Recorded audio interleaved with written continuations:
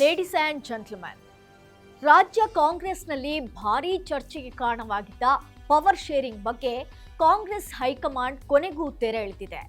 CM Siddaramaiah CM ಸ್ಥಾನಕ್ಕೆ ರಾಜೀನಾಮೆ ಕೊಡ್ತೇನೆ ಎಂದು ಘೋಷಿಸಿದ ಬೆನ್ನಲ್ಲೇ ಆಡಳಿತ ಪಕ್ಷ ಹಾಗೂ ವಿರೋಧ ಪಕ್ಷಗಳ ನಡುವೆ ರಾಜಕೀಯ ಕೆಸರೆರಚಾಟ ಜೋರಾಗಿದೆ. ಕೆಲವು ಸಿಎಂ ಆಪ್ತ ಸಚಿವರು ಸಿಎಂ ರಾಜೀನಾಮೆ ನೆನೆದು ಕಣ್ಣೀರು ಹಾಕಿದ್ರೆ, ಇತ್ತ ಬಿಜೆಪಿಯವರು ದಲಿತ ಸಿಎಂ ಅಸ್ತ್ರ ಪ್ರಯೋಗಿಸುವುದಕ್ಕೆ ಮುಂದಾಗಿದೆ. ಹಾಗಾದ್ರೆ ಬಿಜೆಪಿ ನಾಯಕರು ಸಿದ್ದರಾಮಯ್ಯ ರಾಜೀನಾಮೆ ವಿಚಾರವಾಗಿ ಧ್ವನಿ ಎತ್ತಿರೋದಾದ್ರೂ ಏನು? ಮುಂದೇನಾದ್ರೂ ಬಿಜೆಪಿ ಆಡಳಿತದಲ್ಲಿ ದಲಿತರಿಗೆ ಸಿಎಂ ಸ್ಥಾನ ಕೊಡುವ ಪ್ಲಾನ್ ಏನಾದ್ರೂ ಇದೆಯಾ? ಈ ಬಗ್ಗೆ ಕಂಪ್ಲೀಟ್ ಡೀಟೇಲ್ಸ್ ಇಲ್ಲಿದೆ ನೋಡಿ. ಎಸ್ ವೀಕ್ಷಕರೇ, ನೆಲ ಜಲ ಭಾಷೆಗಾಗಿ ನೋಡ್ತಾ ಇರಿ ಫೋಕಸ್ ಟಿವಿ. ನಾನು ರೂಪಲತಾ. ಸಿಎಂ ಸಿದ್ದರಾಮಯ್ಯ ರಾಜೀನಾಮೆ ಘೋಷಣೆ ಬೆನ್ನಲ್ಲೇ ರಾಜ್ಯ ರಾಜಕೀಯದಲ್ಲಿ ಭಾರೀ ಸಂಚಲನ ಮೂಡಿಸಿದೆ. ಇದನ್ನೇ ಅಸ್ತ್ರವಾಗಿಸಿಕೊಂಡಂತಹ ಬಿಜೆಪಿ ನಾಯಕರು ಕಾಂಗ್ರೆಸ್ ನಾಯಕರಿಗೆ ಮುಖ್ಯಮಂತ್ರಿ ಸ್ಥಾನ ಕೇಳುವ ತಾಕತ್ತಿಲ್ಲ, ಕಾಂಗ್ರೆಸ್ ದಲಿತರಿಗೆ ಬಗನಿಗೂಟ ಇಟ್ಟಿದೆ, ಅಂಬೇಡ್ಕರ್ ಮೇಲೆ ಗೌರವ ಇದ್ರೆ ಸ್ವಾಭಿಮಾನಿಗಳಾಗಿ ಕ್ಯಾಬಿನೆಟ್ ಸ್ಥಾನ ತಿರಸ್ಕರಿಸಿ ಕಾರ್ಯಕರ್ತರು ಕಾಂಗ್ರೆಸ್ ತೊರೆದು ಬೇರೆ ಪಕ್ಷ ಸೇರಿಕೊಳ್ಳಿ ಎಂದು ಟೀಕೆ ಮಾಡಲು ಆರಂಭಿಸಿದ್ದಾರೆ.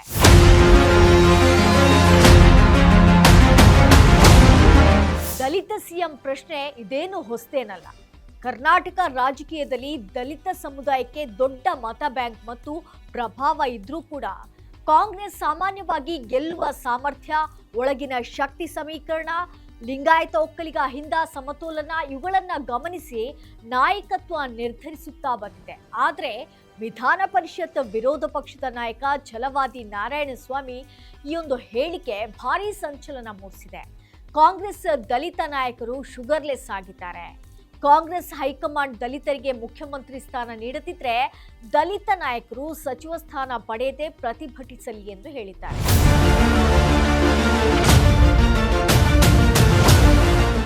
ಕಾಂಗ್ರೆಸ್ನಲ್ಲಿ ಯಾಕೆ ದಲಿತರನ್ನ ಮುಖ್ಯಮಂತ್ರಿ ಮಾಡೋದಿಲ್ಲ ಎಂದು ಕೇಳುವ ಬಿಜೆಪಿ ನಾಯಕರು, ಬಿಜೆಪಿ ಸರ್ಕಾರದಲ್ಲಿ ದಲಿತ ನಾಯಕರಿಗೆ ಸಿಎಂ ಪಟ್ಟ ಕೊಟ್ಟಿದ್ಯಾ ಎಂಬುದನ್ನ ಮೊದಲು ಅವರೇ ಪ್ರಶ್ನೆ ಮಾಡಿಕೊಳ್ಬೇಕು. ಬಿಜೆಪಿ ನಾಯಕರೇ ದಲಿತ ನಾಯಕರನ್ನ ಸಿಎಂ ಮಾಡಿಲ್ಲ ಎಂದಾಗ ಮತ್ತೇನ್ ಬೇರೆ ಪಕ್ಷದ ಬಗ್ಗೆ ಮಾತನಾಡ್ತೀರಾ ಅಂತ ಕಾಂಗ್ರೆಸ್ನ ಕೆಲ ನಾಯಕರು ತಿರುಗೇಟು ಕೊಟ್ಟಿದ್ದಾರೆ. ದಲಿತ ನಾಯಕರನ್ನ ಯಾಕೆ ಸಿಎಂ ಮಾಡೋದಿಲ್ಲ ಎಂಬ ಪ್ರಶ್ನೆ ರಾಜಕೀಯ ಒತ್ತಡ ಹೆಚ್ಚಿಸಲು ಬಳಸುತ್ತಿರುವ ಅಸ್ತ್ರ ಎನ್ನಲಾಗ್ತಿದೆ.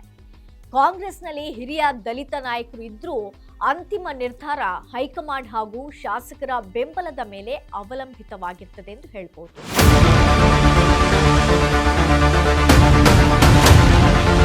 ಕರ್ನಾಟಕದಲ್ಲಿ ಕಾಂಗ್ರೆಸ್ ಪರವಾಗಿ ಪ್ರಮುಖ ದಲಿತ ನಾಯಕರಾಗಿ ಜಿ ಪರಮೇಶ್ವರ್, ಮಲ್ಲಿಕಾರ್ಜುನ್ ಖರ್ಗೆ, ಕೆಎಚ್ ಮುನಿಯಪ್ಪ ಹೆಸರುಗಳು ಹಲವು ಬಾರಿ ಸಿಎಂ ಸ್ಥಾನದ ಆಕಾಂಕ್ಷಿಗಳ ಚರ್ಚೆಯಲ್ಲಿ ಕೇಳಿಬಂದಿತು.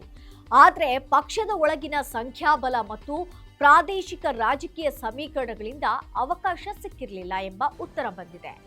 ಇದೀಗ ಕಾಡುವಂತಹ ಪ್ರಶ್ನೆ, ಬಿಜೆಪಿ ಸರ್ಕಾರ ತಾನೇ ದಲಿತ ನಾಯಕರನ್ನ ಸಿಎಂ ಮಾಡಿತ್ತಾ ಎಂಬುದರ ಅರಿವು ಛಲವಾದಿ ನಾರಾಯಣಸ್ವಾಮಿಗಿಲ್ಲ ಎಂಬಂತಾಗಿದೆ.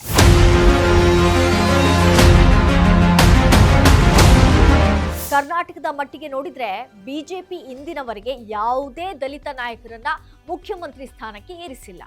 ಬಿಜೆಪಿಯ ಪ್ರಮುಖ ಸಿಎಂಗಳಾಗಿ ಬಿಎಸ್ ಯಡಿಯೂರಪ್ಪ, ಬಸವರಾಜ ಬೊಮ್ಮಾಯಿ, ಡಿವಿ ಸದಾನಂದಗೌಡ ಇವರಲ್ಲಿ ಯಾರೂ ದಲಿತ ಸಮುದಾಯದವರಲ್ಲ.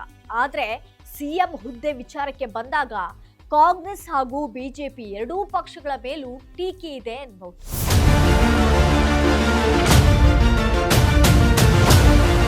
ಕರ್ನಾಟಕದಲ್ಲಿ ದಲಿತ ಸಮುದಾಯದ ಜನಸಂಖ್ಯೆ ಮತ್ತು ರಾಜಕೀಯ ಪ್ರಭಾವ ಹೆಚ್ಚುತ್ತಿರೋದ್ರಿಂದ ಮುಂದಿನ ದಿನಗಳಲ್ಲಿ ದಲಿತ ಸಿಎಂ ಬೇಡಿಕೆ ಇನ್ನಷ್ಟು ಜೋರಾಗುವಂತ ಸಾಧ್ಯತೆ ಇದೆ.